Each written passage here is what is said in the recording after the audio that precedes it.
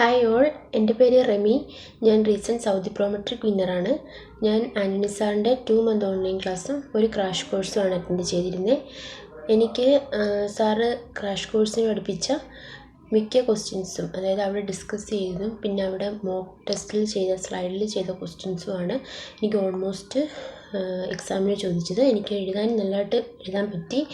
പിന്നെ theory basis questions ആയിരുന്നു. അതായത് സാറിൻ്റെ തിയറി വെച്ച് സാറ് എക്സ്പ്ലെയിൻ ചെയ്യുന്ന രീതി വെച്ച് എനിക്ക് അവിടെ ചെന്ന ഓരോ ക്വസ്റ്റ്യനുകളും വായിച്ച് എനിക്ക് ഉത്തരം കണ്ടെത്താൻ പറ്റിയായിരുന്നു. ഞാൻ സാറിനോട് ഒരുപാട് നന്ദി പറയുകയാണ്. അതുപോലെ സാറിൻ്റെ ക്രൂ മെമ്പേഴ്സിനോടും ഒരുപാട് നന്ദി പറയുകയാണ്.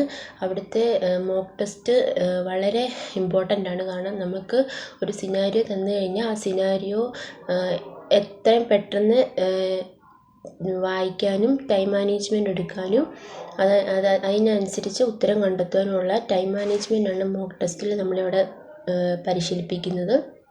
സോ അത് ഭയങ്കര ഇമ്പോർട്ടൻ്റ് ആണ്. നിങ്ങൾ crash course 1-2 crash course attend ചെയ്യണം.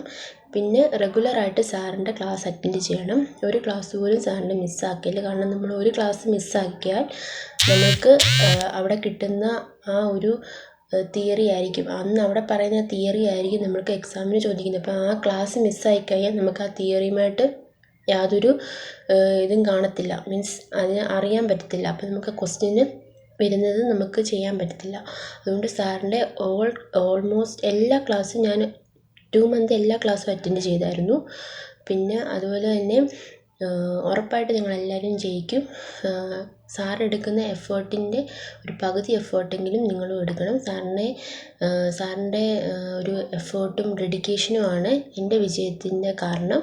അതുകൊണ്ട് എല്ലാവരും റെഗുലറായിട്ട് ക്ലാസ് അറ്റൻഡ് ചെയ്യണം. 1-2 ക്രാഷ് കോഴ്സ് അറ്റൻഡ് ചെയ്യണം. എല്ലാവരും ജയിക്കും. All the best. ഒരിക്കൽ കൂടെ സാറിനും സാറിൻ്റെ ക്രൂ മെമ്പേഴ്സിനോടുമുള്ള നന്ദി അറിയിക്കുകയാണ്. Thank you so much.